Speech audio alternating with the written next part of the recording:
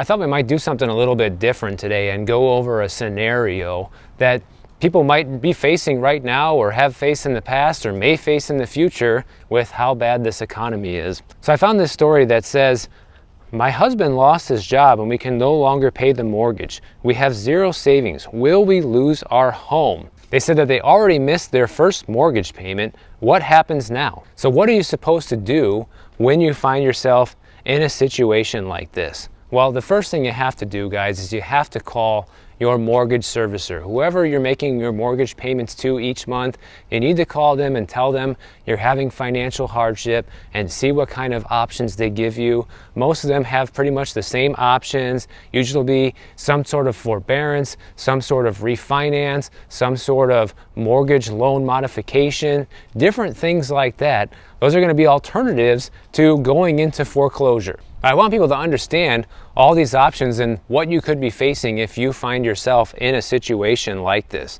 Like, for example, if you go into forbearance, you're basically just temporarily pausing the payments. So it's not like you're off the hook and you don't have to pay anymore. You're just getting a small reprieve from having to pay. But keep in mind, if you do a forbearance, then you will continually accumulate interest on your account even while you're not paying. And by the time you start paying again, don't be surprised if you see the total amount you owe actually higher than it was when you stop making the payments. Because remember, every single month the interest is accumulating, and since you're not making the payment, the interest is accumulating based on the current balance, and then you don't pay nothing down and the current balance goes up a little bit, and then the next month you don't pay again, and then the interest is calculated based on the new balance. So it's just like when you don't pay off a credit card, you continually see the balance go up even if you stop using it. It works the same way with forbearance. Basically, the reason to do a forbearance is really just to buy you extra time. If you know you're going to come into some cash and you'll be able to catch up on your payments very soon, then it makes sense to just kind of wait it out a little bit. The other thing you can do is get a loan modification. If you're very lucky, you'll be able to get a mortgage rate reduction where they actually lower your interest payments, but that's probably very unlikely. More likely, you're probably going to get an extension of the loan. So say you have a 30-year mortgage and then they do a loan modification, what they're probably going to do is they're going to extend your mortgage 5 or 10 years, and that's that 40-year mortgage that we all keep hearing about. And they will lower your payment a little bit, but now you have 10 more years of payments. So you have to really be careful about getting into stuff like that. Now, supposedly it's only FHA borrowers that can get a 40-year mortgage right now, basically get it modified to a 40-year mortgage, but I'm sure other lenders are doing something similar, and it might not be extended to 40 years, but it's going to be extended to the point where it's supposed to lower your monthly payment enough to where you're somehow going to be able to afford it now.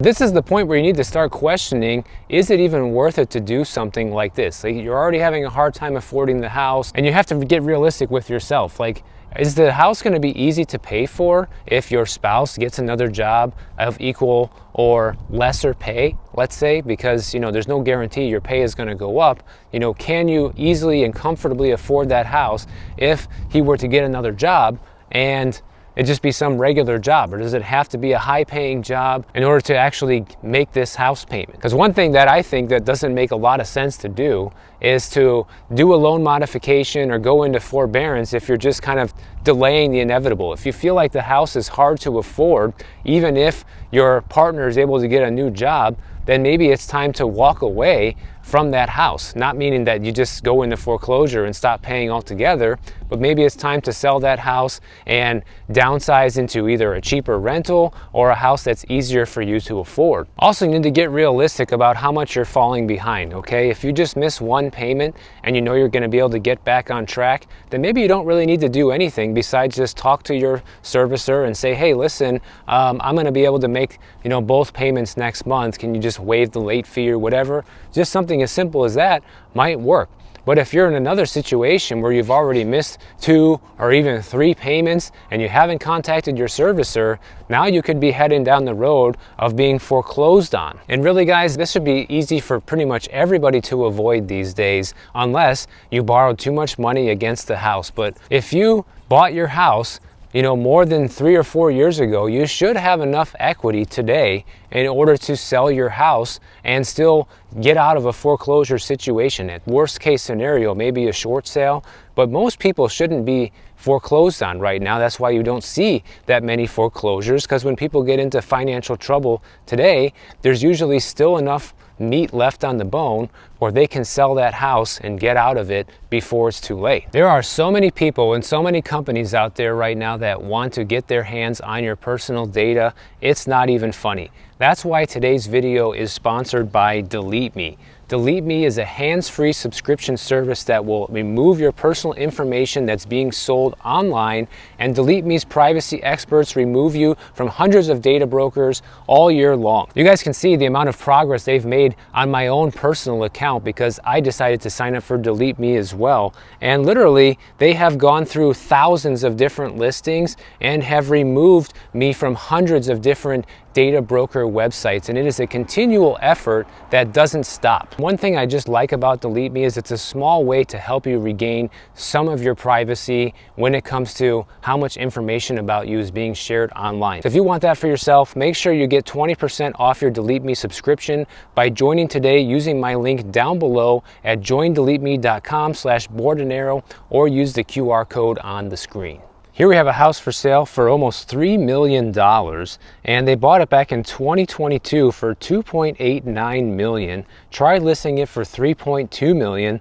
That didn't work out, and now their new listing price is pretty close to what they originally paid for it. And I can pretty much guarantee you by the time they sell this house, they're actually going to be losing money, guys. This is exactly where you don't want to end up. And somebody like this could potentially end up in foreclosure like we were just talking about. This person has a property tax bill of over $35,000 a year right now. And if you were to buy this house today, your mortgage payment would be about $18,500. That is a big nut to crack every single month. And if you can't pay that, and you also can't sell the house for a profit, you could be looking at a foreclosure or short sale situation, which is why I always tell people who watch my channel to be cautious on when you buy. And it's way more important of how much you actually pay for the house versus your interest rate or what everybody else around you is doing and being worried about price out of the market. Because this person clearly thought they could buy in 2022 and sell today for a profit. It looks like it's not going to happen. So I saw this comment the other day that I want to address because I feel like maybe there's a lot of people out there that feel like this, and I want to do my best to kind of give people some hope. So this person says, is there any hope for a first-time home buyer given the economic conditions of today? I want to buy a house, but I can't afford it, even with little to no debt. Is it even worth trying to buy anymore? I am honestly depressed because I feel like I am locked out of the American dream. So the reason you feel like you're locked out of the American dream is because the prices are still too high, okay?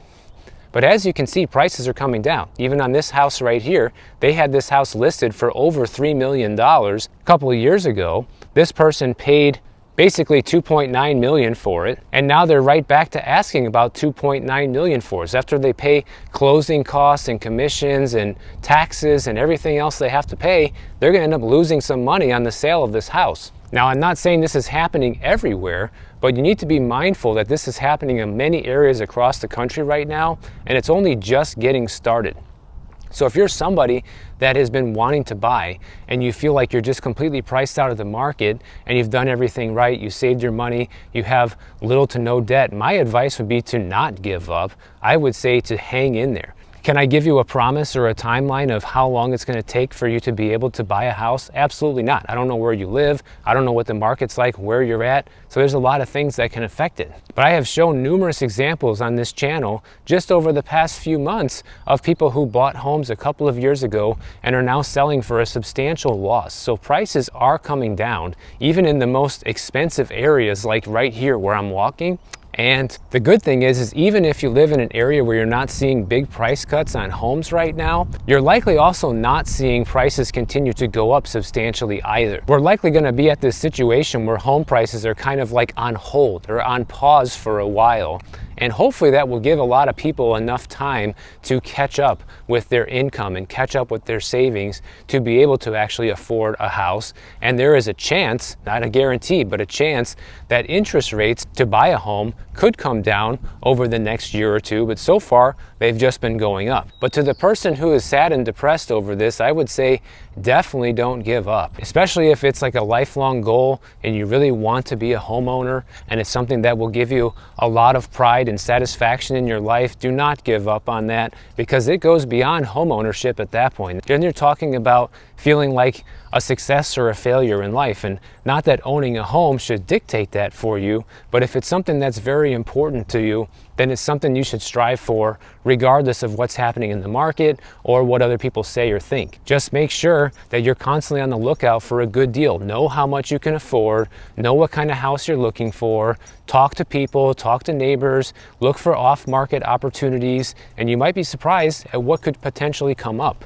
The other thing you can do is you can lower your standards or expectations, because I don't know you personally or what you're thinking or what your standards are for the type of home you're looking to buy. But in a lot of areas of the country, you can still get into a reasonably priced starter home for maybe $350,000 or less, which is still a lot of money, don't get me wrong, but it's obtainable, right? It's not like these houses here I'm walking by that are $3 million, which is pretty much unattainable for almost everybody at any given point in life. So hopefully this isn't what you're striving for. You got to start somewhere, start with a smaller house, and then you can work your way up from there. Now over in Canada, they're having some major problems in their economy right now as well, because you have a lot of homeowners over there that took out mortgages at rock bottom interest rates during the pandemic, and now they have to refinance these mortgages at higher rates, and people can't afford it, guys. So the other thing too is to have some perspective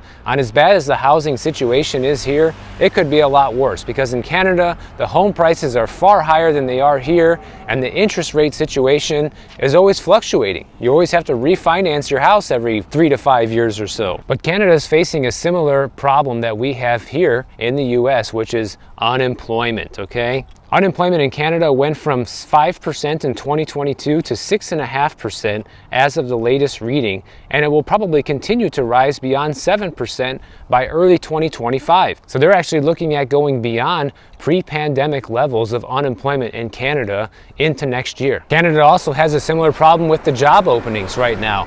The job openings over there are 25% lower than they were a year ago. And with less job openings comes even more unemployment. It becomes a vicious cycle. It's so interesting too how many things parallel what's going on here, because there's apparently a ton of condos going up for sale in Canada. And look how fast it's pushing down prices of these homes, guys. Take a look at this graph. You can see these condos are just collapsing in value over there. Condo prices are down 7.5% from last year, which is the worst year they've had in 23 years. And a lot of similar things happened over there as well. A lot of investors bought condos, now they're selling the condos. And you already see different areas across the globe that are basically in financial panic right now, because Canada has already lowered interest rates with their central bank a lot faster than we have over here in the United States. The same thing's also happening in Europe and also in England. And over in Japan, you have the central bank over there actually hiking interest rates, not cutting them. So I would say this: if you are somebody that at least you can afford your bills, you're out of debt, you're saving money, and you have a place you can afford to live right now where the rent isn't killing you